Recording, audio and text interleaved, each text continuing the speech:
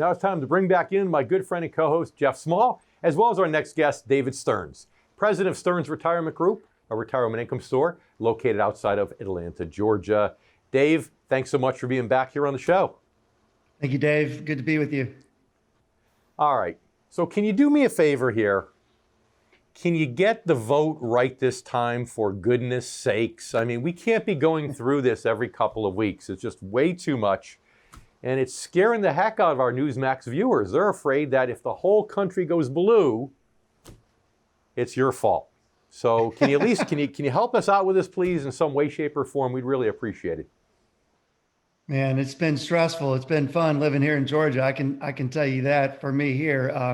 I think we're close to the finish line now. I think everybody sees where we're headed. If you talk to your clients and everybody, you find that, you know, the gravity of the situation, that to a great degree, the political policies over the next 4 years, those policies actually lie on your state's shoulders. Or you think people are grasping that, the gravity of it?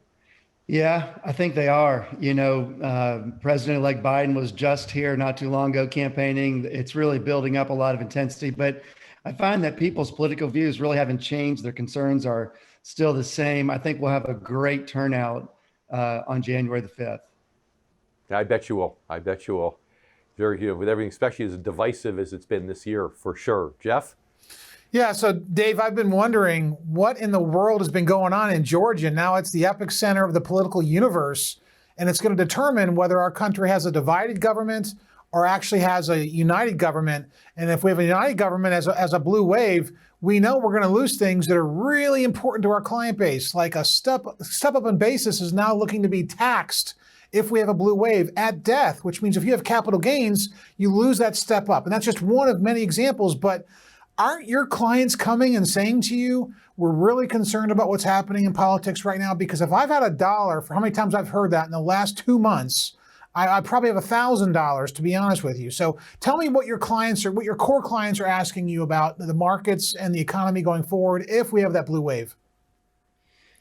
Well, I mean, those things that you said are definitely concerns of my clients, and probably any retiree anywhere in the United States. It's a little awkward that it's come down to Georgia like this, but those concerns, I'm sure, are universal. But, you know, the encouraging thing, Jeff, is, you know, my clients are positioned well for income. Most of my clients are invested for what I would call pure income investing. And so, you know, they're concerned about the tax changes. They're concerned about the market. They're really probably more concerned about the virus and how that's going to go forward in the future. But what they're not concerned about is their income streams. They've been stable and they will continue to be stable. So that really helps in times like this for my clients.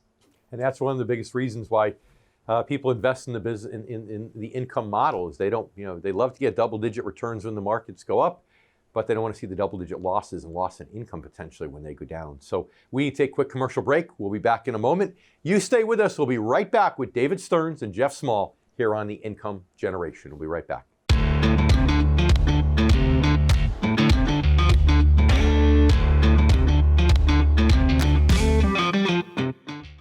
Welcome back. We're here with my good friend and co-host, Jeff Small, as well as an incredible friend of The Income Generation, and both Jeff and myself, David Stearns, president of Stearns Retirement Group, a retirement income store located in Atlanta, Georgia. So Dave, as an advisor who's been in the business for a long time, when you look at 2021, what are your greatest hopes? What are your greatest fears? Well, I suppose my hopes might be similar to yours and most of the people watching, but, you know, I hope that 2021 will bring some relief for the virus. I hope we get to a place, you know, Dr. Fauci thinks we'll have immunity as a country in 2022. We see Pfizer going in the arms of people right now. Moderna is looking really great. There's always the concern that those vaccinations won't work. But my biggest hope is that we'll get to the place where the coronavirus is more in our rearview mirror and we're getting more back to life as usual. Of course, some of the concerns that I have for next year will Jerome Powell remain at the helm of the Feds? How how will he work with Janet Yellen? What will happen with interest rates? What will happen with the Georgia election if we do get more of a blue wave? Those are very big concerns of mine going into next year. So when we look at what's happening now in politics, we can see we vacillated from the Obama administration to the Trump administration, and now we're back to Obama 2.0.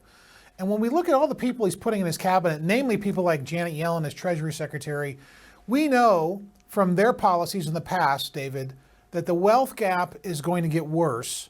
And the stock markets will probably be somewhat stable unless they over-socialize and we have that blue wave.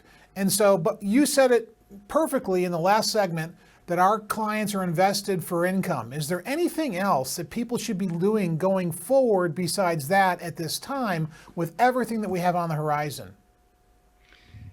Well, when I think about next year for me as an advisor, there is always this real possibility that this market may continue for a little while now with the low interest rate environments that we're in.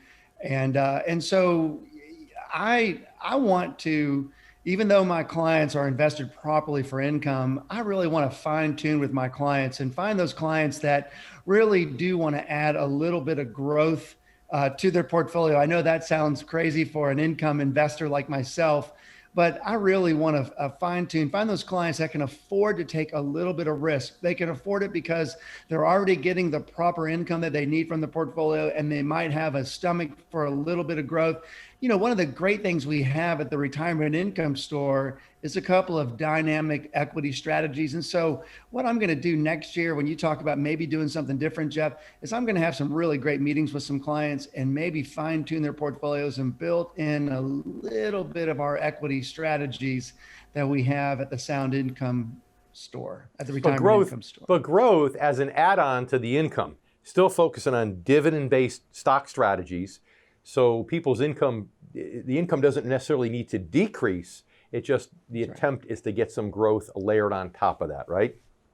That is exactly right, Dave. I appreciate you clarifying that. Yeah, we're committed to income investing at the Stearns Retirement Group. But as you know, we've got one of those equity strategies that really does pay some really dynamic dividends and brings the opportunity for some capital growth along the way. So yeah, we will not stray away from investing for the I and not the G. So on that note, Dave Stearns, not Dave Scranton, but David Stearns, do you find that when people are finally informed, when retirees from the income generation are informed of the differences between income and growth, and they're given two choices, that they would rather have more income in retirement than growth in general? Meaning, because income is the core part of their quality of their retirement. Do you find they have that epiphany when you have that conversation with them?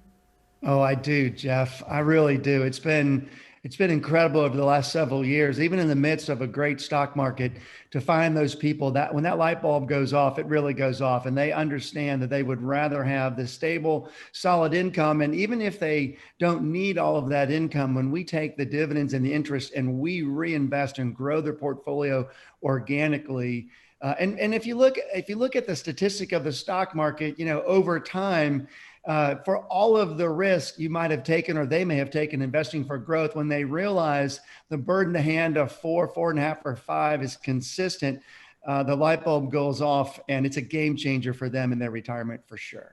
Sure, when people realize that getting back to basics, even in the stock market, a good percentage of the stock market return historically has come from dividends, that reinvestment of dividends, which allows them to dollar cost average. But it all starts with incredible financial advisors like you, Dave, who are educating the consumer to get them to understand why that the I is so incredibly important. So thanks so much for joining us today. We really appreciate it.